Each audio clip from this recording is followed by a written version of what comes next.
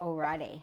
So for this workout, we're working the coordination of our breathing, our pelvis, our core, everything working together. You will need something. So I have a Jenga piece. The only reason I have this is because I have them in the gym for this very reason, okay? You could use anything that has a flat side on it. So a remote, your phone, a book. I've also got a ointment container, something, a cup, something you're not scared of breaking, okay, because it might fall off. It probably will fall off, okay? So we're going to be needing this, and this is just a feedback device to see how much we're moving when we're doing certain things, okay? So we're going to be in supines on our back. We're going to make sure we've figured out how to get that pelvis to roll to start off with. Now I want you to think about your feet here. I want you to spread your feet nice and wide, okay? So not your legs like this. We're spreading the feet. So think about your big toe. I want you to get your big toe as far away from your little toe as you can get. And I want you to place that big toe on the floor, okay? Next, you've got your little toe. Try and get that on the floor. So we've got a good point of contact with both of the widest parts of our feet generally, okay? Or the ball of your foot, make sure that sucker's on the floor, okay? From here, your heel of your feet. I want you to try and think about the entire heel, not just the very back of it, like the side bits as well. Try and get them flat on the floor as well. Right, from this point here, we're going to think about our pelvis, okay? So we're going to make sure that our pelvis is tilted towards us. And if you haven't been here long, one of my favorite cues is pubes towards boobs, okay? So we bring the pubes towards our boobs or towards our face. And we should feel that if we take the pubes away from our face or boobs, that you'll feel that there's a lift under your back or a little bit of an arch. We're going to tilt pubes towards boobs, and you should feel that that back is now nice and flat on the floor.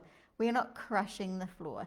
So if you think about something crawling under you like an ant, okay, come out of it, and then we come back on. We're not going to crush the ant, we're just going to knock it out slightly, okay? So it should still be twitching under there a little bit. That's our start position. So we want to make sure our pelvis is tilted into neutral, which is pubes towards boobs, flat tummy, or depending on your tummy, flattish tummy, but flat back, and making sure that we can feel a slight activation in our tummy muscles. You may also feel a slight activation in your butt muscles around your butt crack. And that should feel, as we come out of it, that you've got a bit of room between your butt cheeks now. And then if we come back into that flat back position, or the neutral pelvic tilt, that your butt cheeks have closed in on each other. So your butt crack is smaller. That's what we're feeling for here. I know it sounds a bit, but these are the things that will get you getting things how we want them to be, okay? The other thing this does is a slight activation in your tummy. Feels like it's kind of like a spring closing in on itself. That's the feeling we want. As we take our pelvis away, we're going to be feeling like it's a longer spring. And then as we come in, it's kind of tighter in the coils, okay? So that's another thing to think about. So we've got our feet, and they should be in line with our hips, okay? Knees should be in line with our feet, so we're not out or in. Everything's perfect. Now, here's the trick, is we want to put, and you may have to readjust, the thing on the top of one of your knees, okay? So if you had to readjust your feet to get there, or your pelvis, we want to go back into that neutral pelvis, and the feet are nicely spread. So they're like stuck like glue in that position. I know we're taking a lot to get set up, but you should feel that stuff is actually working now in just doing this, by getting the feet grounded, spreading the load through the feet, getting the back nice and flat on the ground, by getting that pelvis into a neutral pelvic tilt. You should actually feel stuff kind of essentially activated. Right, from here, we're going to be moving everything on the other side. So if you put your object on your right leg like I have, we're going to do stuff on the left leg. So we're going to start off with actually getting our left leg going away from the right leg. So it's going outwards. You can't really see much from me at the moment. I'm also keeping my big toe on the floor, my heel on the floor, and my little toe. So we're going out and we're going back in. Very gentle, okay, outwards, inwards. As we go out, I want you to inhale. As we come back in, I want you to exhale. We only come in to where the knee is in line with the hip. We're not dropping the knee inwards. Now, the other leg with the object on it, we don't want the object to fall. So if you're going too far away that you feel that you have to roll with that leg and your object falls off, you're doing too much of a movement, okay? It's very subtle. It shouldn't even feel like you're doing much at all. You should be thinking, this ain't doing much. But as long as you've got the pelvis in that right position, it's doing something, I can promise you. Keeping the big toe on the floor. We're not just flopping all over it. We're having a bit of control here. Everything with the core is generally regarding control. Okay, keeping the back flat on the floor. Okay, now from here, we're going to lift that foot up off the floor that does not have your thing on it, and then we're popping it back down. What will want in some cases, what will happen is your pelvis will want to roll and create that arch through the back, but we're not going to let that do that. We're going to keep everything on the floor, okay? And we're not letting our little device fall off, okay? I've done this a million times, so I should be far better at it, and it shouldn't fall off, okay? There's also, some of us have knees that don't have a particularly flat spot on them, and sometimes it's better to have something like a cup where you put it upside down so the cup is, the whole of the cup's over your knee, if you're one of those people. Everyone's bodies are different, and if you're moving around too much, that thing is going to fall on the ground, and we don't want it to fall on the ground. Okay, so coming up, coming back down, coming up, coming back down, coming up, coming back down. Right, so from here, same leg is off the floor. We're going to keep the foot in line with the knee. So if you're looking at it, you shouldn't actually see the foot, and then we're going out to the side, okay? So outwards, inwards, outwards, inwards, okay? Same thing with breathing. If you can work the coordination out, if it's not too much on the brain, we go inhale out, exhale as we come back in. Generally, the exhale is on the hardest part of the movement. It's most of the time for many of us, bringing it back into center is actually the hardest bit, but we'll see. Everyone is different. So the hardest part of the movement for you is the exhale, okay? And we don't want to be moving that other side, remember. We don't move it, okay? One more here. Then we're going to change legs. Now, very common, I'm going to move around, you don't have to. I just want you to be able to see that it's not dropping. Okay, right, so remember, you can have a relax of your feet and all that, but we want to go back to the foot, those feet being planted into the floor, the widest part touching the floor, and then we're going to go outwards. So we'll make sure the back's nice and flat on the ground, and remember, we're not allowing the side with our object on our knee to follow where that other leg is going. So as the weight goes away from center of the body, we try and counteract that. We're very gently using our core if we need to, but it should already be activated just from getting into that start position of neutral pelvis. Keeping the big toe on the floor as we go, and as much of our heel as we can as well. So draw belly in. Feet is super important for so much. Okay, one more here. Then we're going to lift that foot up off the floor, and then we're going to pop it back down. Okay, we're not going to lose that object. You may have already lost it already. So lifting up and back down. That's it. Coming out. Back down. 2 more here.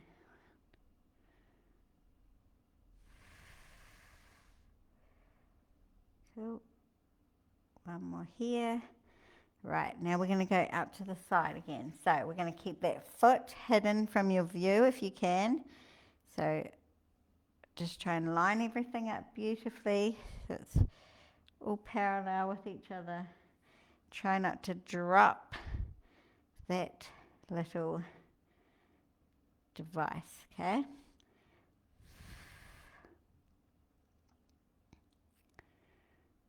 Cool. You may have dropped it many times so far, but that's absolutely fine. 2 more here. Then we're going to have a wee rest. Okay, we're going to do some glute bridges here. So we're starting with the pelvic tilt. So we're making sure the back's flat. And then we're coming back. So we're arching, then we're pelvic tilting. And we're just going to very subtly bring our bum maybe 1 centimetre off the floor. And then each time we come away, we're going to go up a wee bit higher. We also want to be pressing the feet into the floor. So we're gradually coming up. And as we go, it should feel like as you roll your back into the floor, your tummy is turning into that coil and then coming out of it, okay? So lifting up, back down, roll away. Lifting up, back down, roll away. Coming up again, back down, roll away. Lifting up, pushing the feet into the floor. Now, it's not a thrust, it's more of a roll, okay? So if you're thrusting, you're probably more likely to feel it in your lower back, okay? Instead of at your tummy and at your bum. Coming back down. So, 2 more here. 1, 2. And everyone lifts to a different height. Just relax everything now. Give everything a bit of a wiggle. Right, so we're getting a device. I'm going to try a different one this time. We're now going to go up, like so. Okay? All good? You're keeping that foot on the floor. We're doing exactly what we did before, going out to the side, but we've got one leg in tabletop. Again, we want to hide that foot with the leg that's up. Going out to the side here. So keep everything beautifully still, controlled. Making sure that you've got full control and you haven't dropped your thing. Okay, from here, we're going to try and come up into tabletop. Then we're going to go all the way back down. So this will be harder. So make sure, see I lost it. Make sure the back is nice and flat. See pelvis is tilted towards you. And I think I'm losing it on that bit. This is slipperier than the Jenga piece. So it wiggles around a bit more. So coming up and down. Should be feeling way more core activation here or way more core movement. Cool. And then we're going to have a wee rest at the bottom now. Okay. Hold your leg up there if you can still. Then we're now going to go up into tabletop. So, and then we're going to go out to the side again. So we're hiding both our feet. Okay. So outwards. Should feel a lot more difficult. We're aiming for 10. I'm not really counting as per. So keep it there. Go.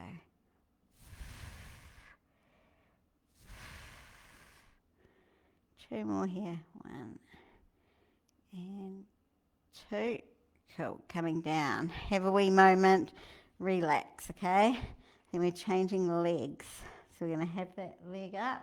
I'll sort of spin around a wee bit so you can see. And then that foot is flat on the floor.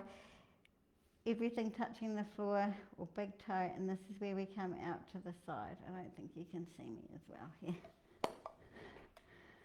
Okay, so I'm going outwards first. So keeping the foot spread nice and wide, but all of it still in contact with the floor. People like to go further than they should, but we want to have control, don't we, team? We're also hiding our foot from our view. So, cool. One more here. Then we're going to lift up to tabletop, coming back down. Some of you may feel that back lifting quite considerably. If you can't get all the way to the ground without a major arch happening, don't go all the way to the ground. Just come down to where, just before you feel those pelvis sort of bits rolling away and your back arching, come down to that just before bit. It takes a lot sometimes. Right, have a wee moment here. Give yourself a second. Keep that leg up though. And then we're coming up into tabletop and we're going out to the side.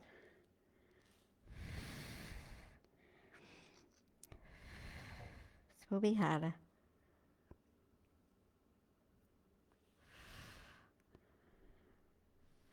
Remember, breathing. Hardest part of the movement is the exhale. You'll figure that one out if it's out or in. Keep those feet hidden from your view if you can. We'll go one more here and reset. So come down, wiggle everything around, okay? Wiggle, wiggle, wiggle. Right, so we're going to roll over onto our front here. We're going to do some planking practice. So there's different ways to plank. Everyone has a preference. Some people prefer to plank on their hands, okay? Some people prefer to plank on their forearms, okay? The most important part about it is having the weight even on your arms, on your shoulder, regardless of which way you're doing, so not all the weight is down, elbow or wrist. And the other bit is making sure that pelvis is in the right position. Now, we can stick a thing on our lower back, okay? Now, this is 4-point kneeling here, so where you've got a right angle at your hips and your knees, hips, knees and shoulders. So if you think about the back being nice and flat, we want to make sure it's in the middle. So it's not arching up here and it's not dipping in the lower back, okay? So that's our start position, and that's just tilting that pelvis again. The way I describe it here is if your belly button is in a straight line towards the mat, so it's not coming back down between your legs, okay? So we're coming like that. It's just a very gentle tuck. Use a mirror if you're not sure. I've lost one of my devices when I was over-exaggerating. So there. So we're going to put that on my back, okay? Now, to make it into a knee plank from 4-point kneeling, you're literally just coming a bit further back with your knees. You should still have a really flat back, but you will feel that your bum is on line. Now, if we come too far down, that might put too much pressure on your back, but think about having your seams nice and straight down the side of your body and having it on a wee bit of an angle here. If we're going down to our elbows from here, so do all of this with me. I'm not doing it for fun by myself. Elbows here, same thing applies, okay? You want the weight evenly distributed on your forearms, so you're not putting too much weight through the shoulder joint, okay? Then we're going to come up. I'm going to show you from the toes. I'll come forward a little bit. Hopefully I don't lose that device. Right, we're going to stretch our legs long here, and we basically want to be in a straight line. So bum isn't up like that, and we're also not dipping down like that. We want to be in the middle, okay? Again, elbows are not locked, wrists aren't taking all the weight is evenly distributed between our palms. If we want to do a full one, same thing applies. Nice and flat, okay? Bum should be on. We're not like this, and we're not like this. We're in the middle, okay? Do a 5, 4, 3, 2, 1, hold here, okay? So that's something you can practice in your own time. but getting the position right is important. When I talk about lining up all the seams of your clothes, this is not the greatest example because this seam is forward. But if you think of the seam of your clothes as straight down here, and that top will be straight with it, okay? So we want them to line up. So if you give yourself an imaginary seam on your body where it would be straight down, like so. That's what we're talking about when we want everything to line up. Hopefully that makes some form of sense. I'm going to love you and leave you with that. I'm going to finish with some cat-cows. I have someone coming, so we will finish here and we will let you have a wee play around and try and see how you go. Send me your reports if you found any of that too difficult, which it can be for some, so don't stress.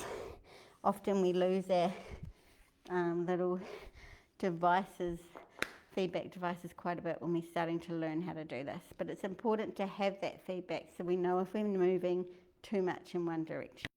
Okay? Right, thanks for hanging and we will catch you next time. See you later.